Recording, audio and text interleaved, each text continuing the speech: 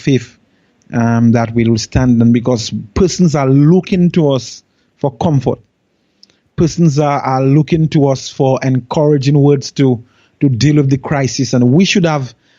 If we behave like them in the crisis, then we cannot minister to them in the crisis. We should Absolutely. have a word. We should have a word of comfort to them, to comfort them, to tell them, well, it will be okay. Because like we said before, it will be okay no matter what.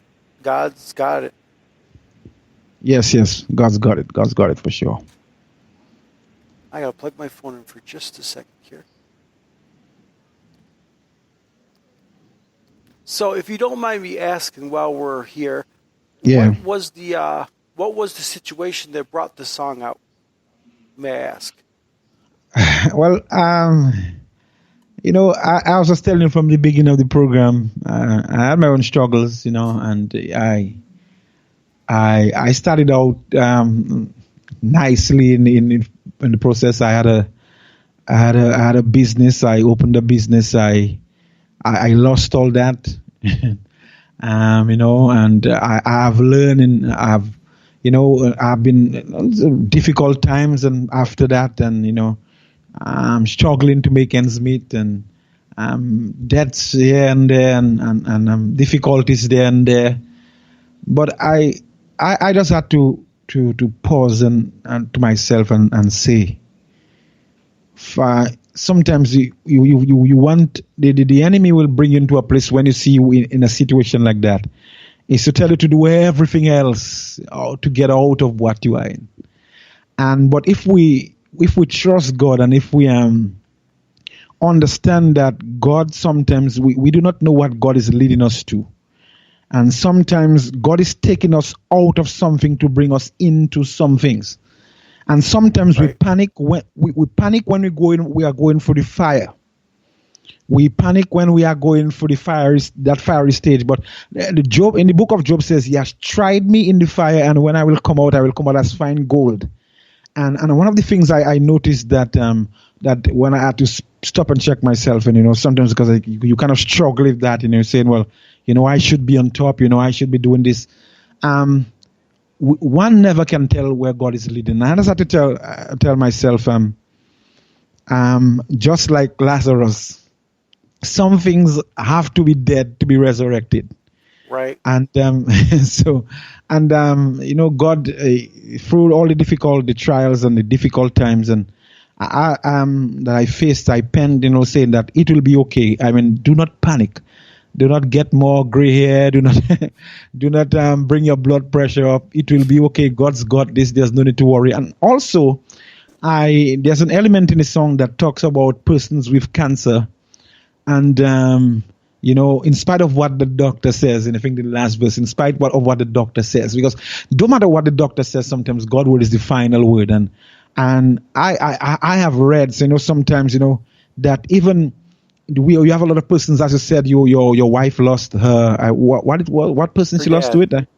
She lost her dad to it. And it can be a painful thing, you understand? Because you actually see the person, it's very painful that the person gets very small, and you just see that person just finishing in front of your eyes. And there are so much persons with that disease, you know, and they are discouraged. They at that time, you know, there's a lot of discouragement in it, as though it just troubles people. It takes all your finances. It just I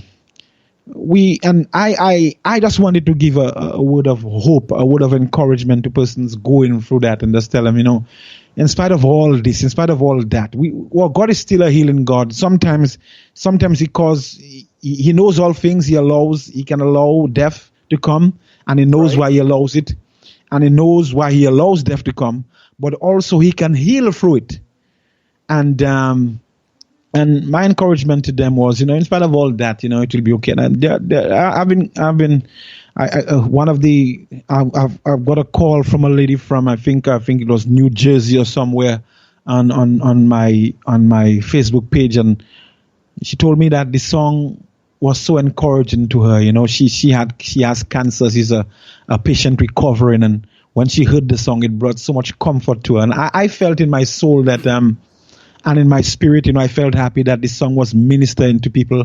What I want persons to do, right now, I'm a kind of like a new artist, a new artist striving. And I want persons to go to YouTube. I want persons to go to the Apple Store, to Spotify. I want persons to go and listen to the music. I want persons to go on YouTube. I want persons to go and view the song. And hopefully, after the COVID, the virus is done, I want to make a video for that song. There's a video in the works for that song, so I want to focus on that as well. Good. And like I always say, God, like we're talking about how you said that about going through the fire and all this, and bringing hope to people, and like we said, God would never leave or forsake you. Just think about me. How do you say them now?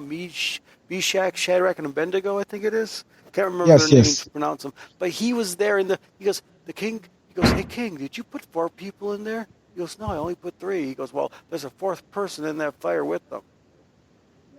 Yes, and was the Son of God. And the what I like the told the king is to say, "Oh King Nebuchadnezzar, even though God does not deliver us, we still not bowing down. We know that our God is able to deliver us. He's able. But if He doesn't deliver us, we're still not bowing. And that faith, that kind of faith. And when thrown in the furnace, the only thing that was burned, one guy makes a joke saying that the furnace, with the presence of God, just brought like an air conditioned unit in the atmosphere. And when we trust God, He says, though we walk through the fire, the flames will not kindle and not burn us. And though we walk through the waters, they will not overpower us. And that is the trusting power of God. He can deliver, He can save to the uttermost. And the Bible says God's hands is not too short that it cannot save. It's not too short. He can save, yeah. It's just like Job. The devil took everything from him, every last thing he had. God said the only thing you can't do is kill my servant, but you can take everything away. The devil says, I guarantee you, Job, your servant's going to dishonor you. First thing he did is took everything away. What did Job do? He says, God, I mean, I have nothing, but I still love you. In layman's terms, he still gave honor and glory to God through his, what I call, put between a rock and a hard spot. Mm-hmm. Yes, and you see, the thing about Job, his confidence and his faith was not in the material possessions, it was in God. And it was not, his faith was not in what he had, but in who he knew. And that is why he could have said, I know my Redeemer lives. And that is why when what happened to Job just happened in one day. He lost everything in one day. I mean, yeah, man, just in one day, he just, as soon as one servant came and said, this is going on, another one came running and says, while we were there, this is going on, while we were there, and your children in your house. And it's like, before he had time to process one event, another event was brought upon him.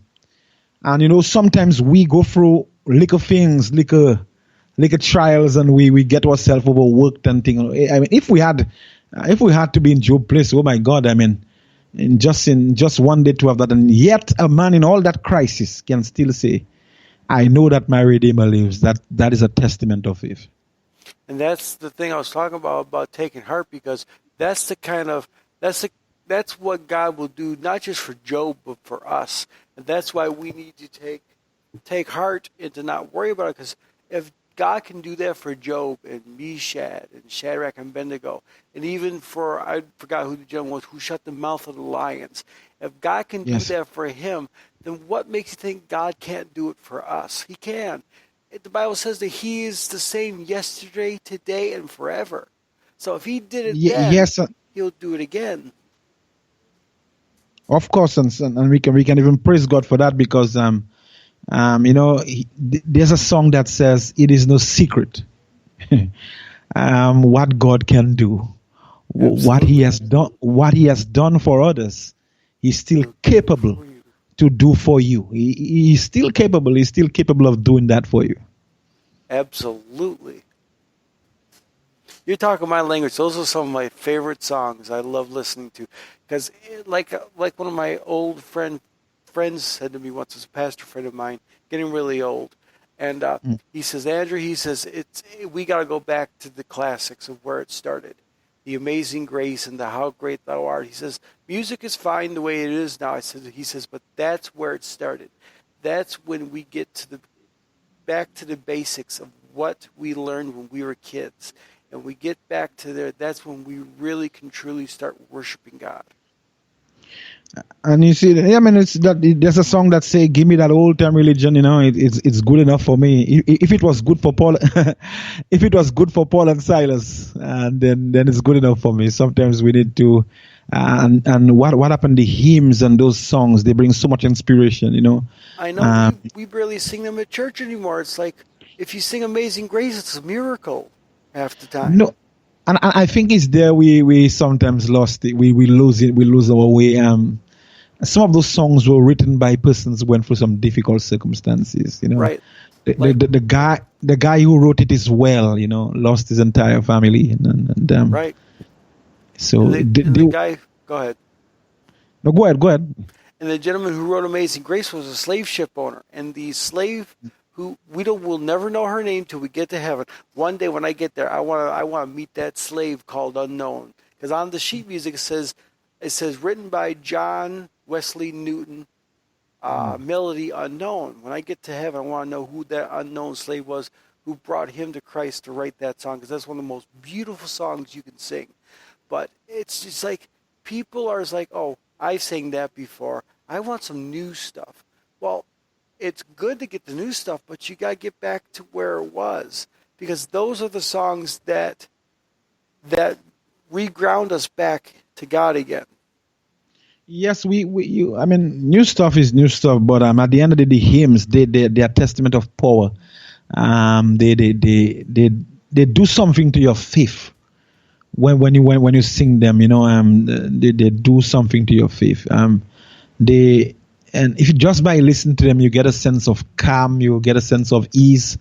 Oh, and I think what we can do is just maybe even the artists, and you know, just even do, you know, and you have some artists who do like some hymns on their projects, and like Blessed Assurance and the Great Physician. There's some nice songs, and they're and I think I don't know if you there's so much beautiful songs in the hymns that if we just be still my soul, and the Lord is on us, in you I rest, in you I find my hope. Be still my soul, you know, that hymn, I love that hymn that says be still my soul, be still my soul. That's a very beautiful song. And what we can go through, the trials that we go through, be still my soul, in you I rest, in you I find my hope, my peace, or whatever it is. And we should not just eliminate those songs. Those songs should be a part of our repertoire. It should be a part of our church. There's still space for it. And I think there's a mistake that if we move away from them, that we can just find ourselves into a worship sometimes that is more based on feelings and not led by the Spirit. So we need to move in from a place where our music is just based on feelings, and we need to put our music back, put the Spirit back in our music. Because at the end of the day, the song says, one of the worship songs says, it's all about you, it's all about you. Right. And it's like my buddy used to always say, we don't go by how we feel, we go by what God says. Because if we all went by our feelings, we wouldn't get nowhere. This day would still be lagging on if we went by how we felt. And like I say, I don't know if I ever told you this yet, but I do play the piano. And I'm not going to say I'm the greatest piano player in the world, but the first thing I do before I do anything else is I get out those old songs, the hymnals, and I start playing Amazing Grace and I Am Weak But Thou Art Strong. Jesus, keep me from all wrong. Yes, those is where it started, and those is what really gets you to thinking, because that's just my opinion. And I love that song. You know that song, I Am Weak But Thou Art Strong. You know, Jesus keeps me daily walking with him. We need him to walk daily with us. The second verse says, in this world of toil and snares, If I falter, Lord, who cares?